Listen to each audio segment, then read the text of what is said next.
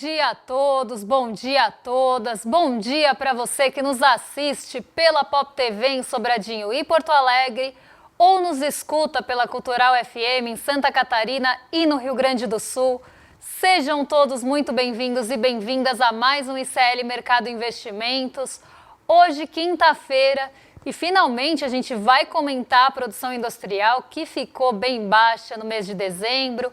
Vamos explicar os principais pontos de fragilidade dessa produção industrial e o que está levando a esse cenário também. Outro aspecto que a gente vai tratar aqui é do aumento de recuperação judicial aqui no Brasil. O número de recuperações judiciais acabou aumentando em 2025 e isso tem muito a ver também com o cenário que a gente vai falar da indústria. Não quero dar muito spoiler, mas já adiantando para vocês, um assunto está conectado no outro. E falando em recuperação judicial, hoje a gente fala do Fictor para explicar um pouquinho o que aconteceu e por que esse é mais um capítulo, mais um fio na teia do Banco Master. Então, para não perder tempo, já vamos passar pela nossa agenda, para todo mundo ficar a par do que vai acontecer no dia, o que já aconteceu, quem fala, quem não fala, o que ainda tem para sair. E depois a gente fala do fechamento na sequência e já passa pelos nossos assuntos do dia. Vamos colocar aqui na tela, porque às 4 horas da manhã na Alemanha saíram as encomendas à indústria de dezembro. Às 7 horas da manhã na zona do euro foram as vendas no varejo que foram divulgadas também relativas a dezembro. E às 9 horas no Reino Unido teve decisão de política monetária. A zona do euro também decidiu sua taxa de juros, também teve decisão de política monetária por lá, às 10h15. Hoje é um dia de juros no radar, juros e emprego. E vocês vão ver por quê. Às 10h30 da manhã, teve os dados de pedidos de auxílio-desemprego dos Estados Unidos da semana até dia 31 de janeiro, mas tem mais dado de emprego no radar lá nos Estados Unidos. Já vamos passar para a próxima página para o pessoal de casa acompanhar o que a gente tem ainda de dados para serem divulgados, porque lá ainda tem os dados de pedidos de auxílio continuados e outros aspectos de emprego também saem hoje nos Estados Unidos e são muito esperados, até porque com agora a manutenção dos juros nos Estados Unidos, a gente ainda tem uma dúvida do que vai acontecer nos próximos meses. Quais serão os próximos passos da política monetária dos Estados Unidos? Será que vai continuar em queda ou será que vai ter mais uma pausa? Será que a queda volta já na próxima reunião ou essa pausa se estende? Então isso fica muito na discussão e os dados de emprego, assim como os dados de inflação e aquela inflação de gastos com consumo, acabam sendo insumos para a decisão dessa política monetária. Então fica todo mundo de olho quando a gente tem qualquer dado de emprego nos Estados Unidos e hoje não é diferente. Até porque a gente ainda tem o payroll para sair e esse dado é o mais aguardado de todos. O payroll ainda não sai agora, mas já está com grande expectativa por ele. Às 10h45, quem fala é a Christine Lagarde, ela participa de uma coletiva de imprensa sobre a decisão de juros. Então teve a decisão de política monetária da zona do euro, que nem nos Estados Unidos. Depois, o presidente da instituição vai a público e faz ali um comentário, sinaliza quase um resumo da reunião para falar dos principais pontos que foram discutidos em relação à decisão. Às 15 horas no Brasil sai a balança comercial mensal de janeiro, esse dado fica para depois, e às 4 horas quem decide os juros, quem traz a decisão de política monetária é o México com o Banxico, que eu sempre brinco aqui quando eu vejo, que não é o banco do Chico Sá, é o Banco do México, o Banco Central lá do México. Então hoje um dia de juros no radar, juros na centralidade e muita discussão em relação ao mercado de trabalho dos Estados Unidos. Esses devem ser os condutores do dia, principalmente lá fora. Afinal, a nossa decisão aqui já está dada e a gente vai falar um pouco dos efeitos dessa decisão de manutenção dos juros no patamar de 15%. Já trazendo para o fechamento de ontem foi um dia de correção e de uma correção mais dura aqui na nossa bolsa, foi um dia de uma correção forte, algo que a gente ainda não tinha visto dessa forma, nessa última esticada da Bolsa. A Bolsa ela deu uma boa esticada agora no começo do ano, teve muito recurso estrangeiro entrando aqui, mas chega num dado momento, chega num patamar que começa a realização de ganhos. Esse é um movimento esperado e é um movimento até natural, porque dado um teto que é atingido, os investidores vão pensar, será que é melhor embolsar o lucro agora ou esperar mais um pouco para ver se os ativos continuam subindo? Nesse caso, os investidores decidiram, depois de altas consecutivas e vários recordes quebrados, essa realização, embolsar esse lucro dos ganhos. Então, ontem, um dia de correção, Ibovespa caiu 2,14 e teve o pior dia desse ano. Tudo bem que o ano ainda está começando, mas foi um dia muito ruim, inclusive no intradiário. No intradiário, né, durante o dia, durante a sessão, o Ibovespa acabou caindo 4,31. Na verdade, 4,31 ele tinha caído no pior dia. No pior dia que foi 5 de dezembro, até tinha anotado aqui. Ontem ele chegou perto dos 4% durante o dia. Inclusive, todo mundo acreditava que ia ser um dia tão ruim quanto esse desempenho da metade de dezembro, que a gente teve também uma realização de ganhos forte e toda uma incerteza ali em relação ao desempenho e à continuidade e sustentabilidade do desempenho da Bolsa. Quando a gente começa a ter essa queda mais intensa, eu até queria pegar o valor certinho aqui do intradiário. Vamos ver se eu encontro aqui. Mas foi em torno aí dos 4%. Chegou perto disso, mas não foi tão ruim como o dia 5 de dezembro, que foi até conhecido, né? Não sei se vocês lembram, o dia dessa saída da Bolsa foi o dia conhecido como Flávio Day. Foi o dia 16, que foi o dia que foi anunciado, na verdade foi dia 5, foi 16, não sei de onde aqui. Foi o dia do Flávio Day, e o Flávio Day, foi o dia que o Flávio anunciou a candidatura de presidente, passando por cima dos outros, passando por cima dos candidatos preferidos da Faria Lima, os candidatos que têm alinhamento com a agenda da Faria Lima, com a agenda do mercado financeiro, e aí foi uma queda generalizada na nossa Bolsa. Esse foi o pior dia do ano passado, em dezembro. Então a gente caminhava para ser um dia tão ruim quanto, mas não por motivos tão políticos no radar, embora tenha um motivo ali específico que eu já vou chegar. O desempenho então foi de 2,14 negativo, e o que salvou foi o finzinho do dia, porque como eu falei, a gente caminhava para um dia bem negativo, até para um aprofundamento dessa queda. O que salvou, quase nos 45 minutos do segundo tempo, foi a Vale.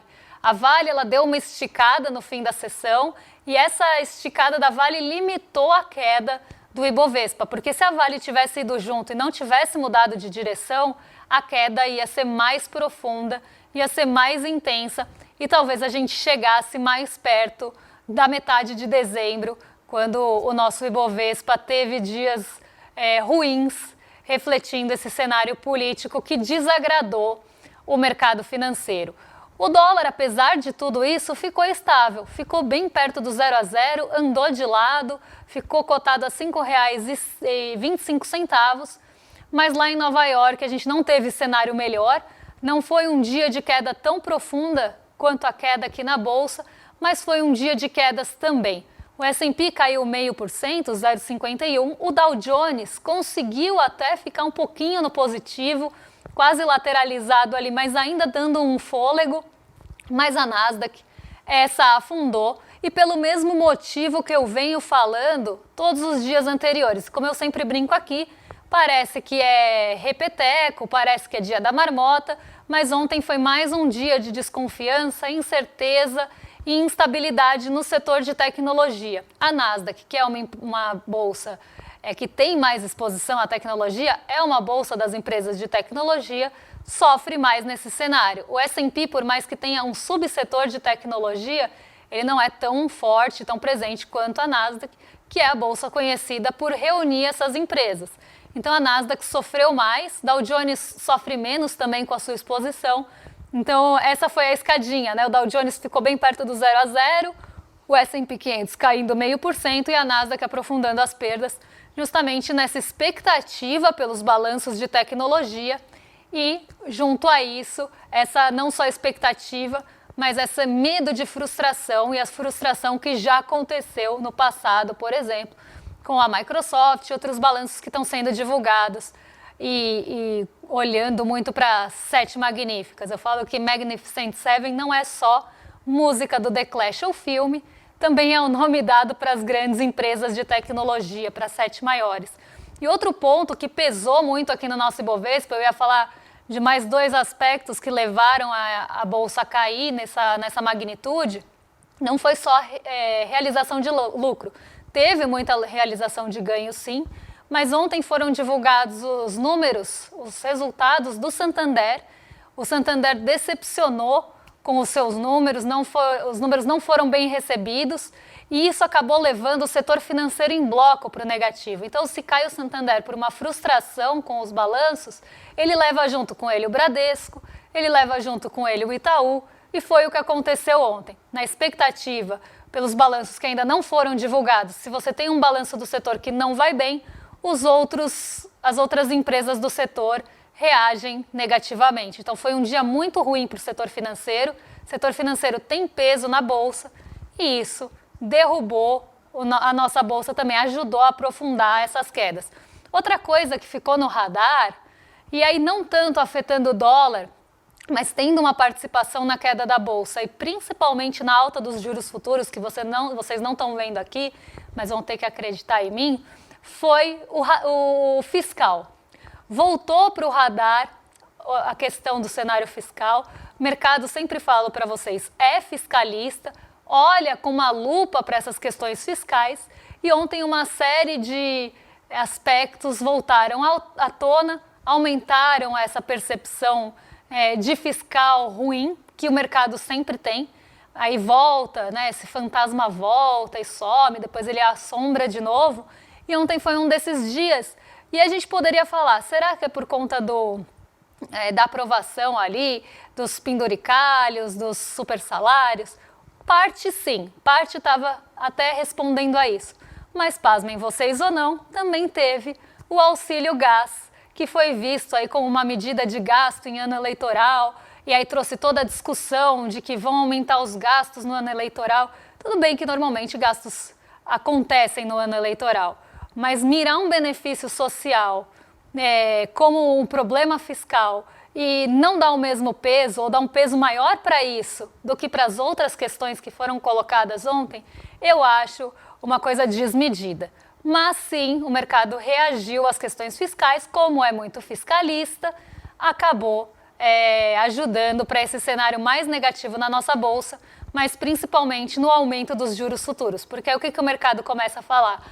Se vai ter gasto fiscal, vai aumentar o risco do país, o país vai ficar mais endividado, então precisa de mais juros para isso, como se já não bastasse o patamar de juros que a gente tem hoje, né, que já é exorbitante. E falando em patamar de juros exorbitante que a gente tem hoje, vamos falar de produção industrial, que parece que não, mas tem tudo a ver com o que a gente está falando.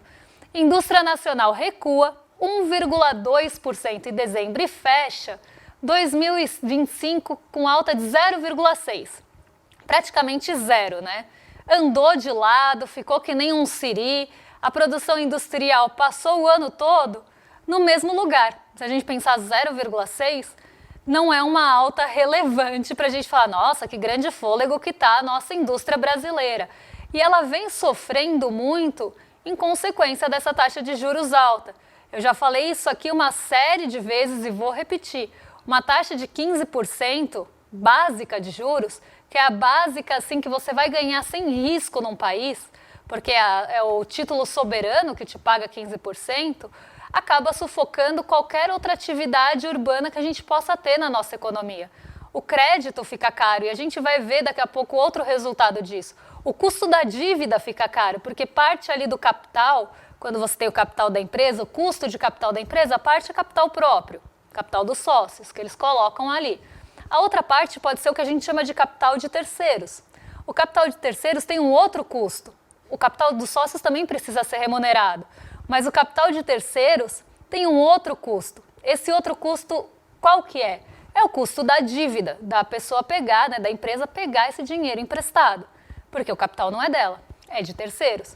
Então, essa participação desse capital de terceiros pesa mais e deixa o custo do capital total da empresa mais caro se a taxa de juros fica maior.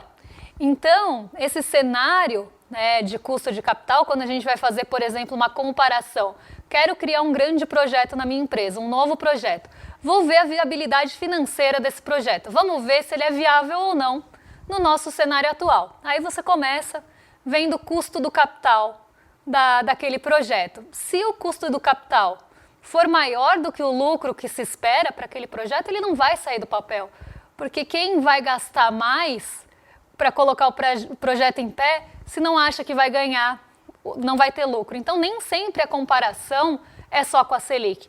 Poderia comparar com a Selic, mas na verdade a gente compara também com o custo do capital. E se o custo do capital está alto, porque a Selic é básica, é 15%, a empresa vai pegar essa dívida mais cara ainda. E isso vai encarecendo também essa possibilidade de tirar projetos do papel, de expandir a capacidade produtiva, de contratar mais pessoas, porque você expandiu a capacidade produtiva. Então, a gente começa a ver que fica caro expandir capacidade produtiva, fica caro investir em comparação não só com a Selic, mas a esse custo que tem tirar um projeto do papel. Então, o lucro tem que ser muito alto para valer a pena. Ponto 1. Ponto 2 é que se a gente tem uma Selic alta, o crédito também fica mais caro para as pessoas físicas. Se você for lá no banco, pode ser que você não tenha crédito disponível, porque o banco, a certas taxas, também pode preferir não emprestar, com medo da inadimplência, então ele restringe esse crédito, ou quando ele empresta a taxas enormes, altíssimas. E aí vai ficar caro para a pessoa ir lá pegar um crédito no banco, pegar um dinheiro emprestado. Isso também restringe a demanda pelo lado do crédito. Ela não consegue pegar crédito fácil. Outra coisa é que, diante da desaceleração econômica, projetos que começam a não sair do papel, pode ter alguma diminuição operacional na empresa, pessoas podem ficar desempregadas no meio do caminho. Pessoas desempregadas ou até com uma massa salarial menor. Massa salarial menor e crédito mais enxuto, o que a empresa vai olhar para frente e vai pensar? Não vai ter demanda para comprar o que eu produzi. E começa a botar o pé no freio, começa a puxar o freio de mão. Então, a decisão do investimento hoje, ela depende da expectativa da demanda para o futuro e precisa também de uma taxa de lucro que seja comparável não só à Selic, porque senão vale mais a pena sentar num título Selic, ou seja pelo menos maior também que o custo de capital, porque senão não tira o projeto do papel, não aumenta a capacidade. E a indústria está mostrando isso para a gente, que a gente está nesse cenário de olhar para frente e não ver uma demanda tão boa que valha investir e aumentar a capacidade produtiva hoje, e também não tem fôlego para bancar ali um aumento de investimento. E quando eu falo investimento, eu estou falando do lado produtivo da economia. Não estou falando de aplicação financeira, porque essa com 15% dá para rentista ganhar dinheiro a rodo. Agora vamos ver como é que fica, então, depois de toda essa introdução, de fato, a produção industrial de dezembro, que eu já falei que foi sofrida. Mas vamos lá colocar para o pessoal de casa acompanhar, porque em relação ao ano passado, a gente teve o aumento de 0,60, né, na verdade em relação nos 12 meses, né, fechando o ano. Em relação ao ano passado, em relação a dezembro de 24, a produção industrial também não tem fôlego, ficou em 0,4. E em relação a novembro, ela encolheu, andou para trás, recuou 1,20%. Então a gente começa a ver um cenário que os estoques estão sendo formados, o investimento está sumindo, a Selic está sufocando a produção industrial e a produção industrial está mostrando as garras da Selic, colocando aqui o seu efeito nesse desempenho e nesse resultado. Vamos passar já para o próximo gráfico, porque senão não chego até a recuperação judicial, então vamos passar aqui para mostrar, né, que essa trajetória da produção industrial vem caindo aí durante o ano todo. Ela sai de um patamar de 2,9 no acumulado em 12 meses, e aí a gente começa a ter meses mais negativos do que positivos, e não só isso, menores do que os observados no ano anterior. Quando a gente substitui um pelo outro no gráfico, que são esses numerozinhos que vocês estão vendo aqui, poucas vezes no ano a produção industrial ficou positiva ali em março, 1,7, e em agosto 0,7. De resto, ela ficou zerada ou ela foi negativa. Um ano muito ruim para a indústria. Um ano, como eu falei, show de horror está a nossa indústria. E aí, quando ela atinge ali os basicamente 2,6, 7, ela vem derrocada para baixo, até chegar em 0,6 no acumulado em 12 meses, mostrando que a indústria não está se sustentando em pé. Ela fica só andando de lado. E quando a gente olha os setores da indústria, os ramos industriais, com desempenho tanto em 12 meses quanto nesse mês, a gente vai ver justamente esse reflexo que eu estava explicando antes de mostrar os gráficos para vocês. Vou colocar na tela e vou explicar. Por exemplo, metalurgia, que está lá embaixo, né, no meio para baixo da tabela. Metalurgia caiu no mês 5,4. A produção industrial dos bens de metalurgia caiu 5,4. É uma produção que teve queda bem brusca aqui. No ano, em 12 meses, na verdade, isso fica em 1,6 depois dessa queda, mostrando essa perda também de fôlego. Uma produção de metalurgia que cai desse jeito está sinalizando o que para a gente? Que tem menos demanda de investimento também, porque a metalurgia ela é quase um termômetro desses novos projetos, dessa expansão da capacidade produtiva, da parte de investimentos mesmo de uma economia. E isso traz um sinal de alerta enorme para a gente. Está caindo a produção no ramo da metalurgia. Isso mostra que sim, aqueles projetos, aqueles investimentos, aquele aumento de capacidade produtiva está com um baita de um pé no freio aí, com o freio de mão puxado. Outra coisa que caiu muito e acende alerta, máquinas e equipamentos.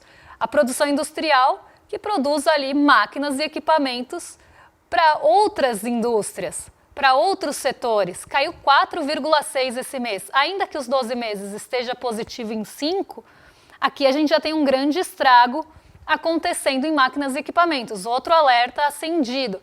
Quando a gente olha, de fato, a produção industrial, o único ramo que ficou um pouco mais positivo foi a indústria extrativa. De resto, foi todo mundo para baixo. A indústria geral caindo, os móveis caindo também, 5,4, bem dependentes de crédito. A produção de veículos no Brasil caindo 8,7, chegando a um acumulado quase zerado. Então, praticamente recuamos o ano todo nesse mês. Perdemos aí todo o fôlego e no acumulado fomos para 0,2 aqui. Então, é uma outra produção que depende do crédito, porque ninguém vai formar estoque de veículo. Se não vendem os veículos lá na frente, a produção para trás. Se você espera que não vai vender móvel, se você espera que não vai vender máquinas, se você espera que não vai ter demanda para metalurgia, se você espera que não vai vender veículo no futuro, você para a produção hoje. Então, isso é um reflexo triste da nossa taxa Selic, principalmente quando a gente olha esses setores mais dependentes e mais sensíveis do crédito e esses setores também que são sinais da nossa atividade econômica. Vamos ver as grandes categorias também, porque a realidade não está boa por lá. As grandes categorias mostram os bens de capitais, que são os bens que produzem outros bens, em uma situação bem delicada, também reiterando o que a gente falou até agora. Então vamos colocar aqui na tela as grandes categorias, porque os bens de capital caíram 8,3% no mês e já vão para um acumulado em 12 meses de 1,5% de queda. Os bens intermediários ainda têm um pequeno fôlego em 12 meses, mas caíram em dezembro. Bens de consumo, que são até aqueles menos duráveis, são os bens até de menos valor, caíram no mês, mas ainda tem um fôlego no ano, nos 12 meses de 2,5%.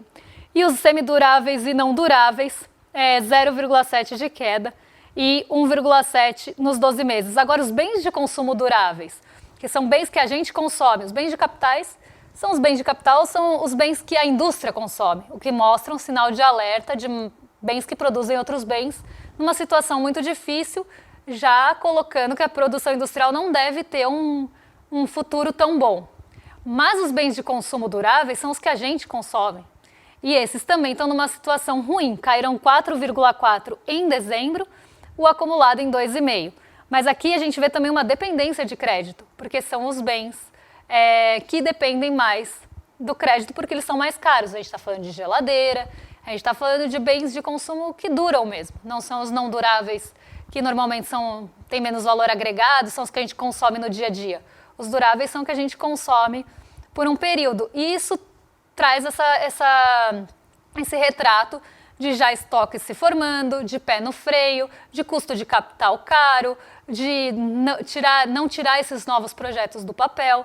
E a realidade da indústria aponta para um cenário difícil para frente, porque os termômetros da expectativa futura e da indústria, metalurgia, bens de capital, as máquinas e equipamentos também não apontam para uma direção boa. Apontam para uma indústria que colocou mesmo o pé no freio e deve continuar assim por um tempo, porque se estivesse aquecendo, esses bens já estariam com a produção maior.